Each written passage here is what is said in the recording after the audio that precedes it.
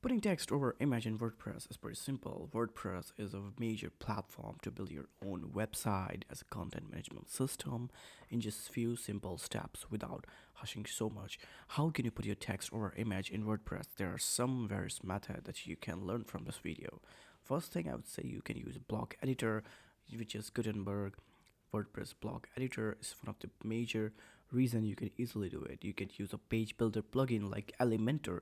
Using your page builder plugin like Elementor can give you uh, this advantage to drop an image widget onto your page, and then you can drag a text over that image. You can use custom css. Custom css is always the most reliable thing. You can see the screen on the code that can help you to how you can overlay text. You can see in the screen the code is very simple. You can then add this custom css, which is all again on your screen, and then you can adjust your screen. You can use chat gpt for it.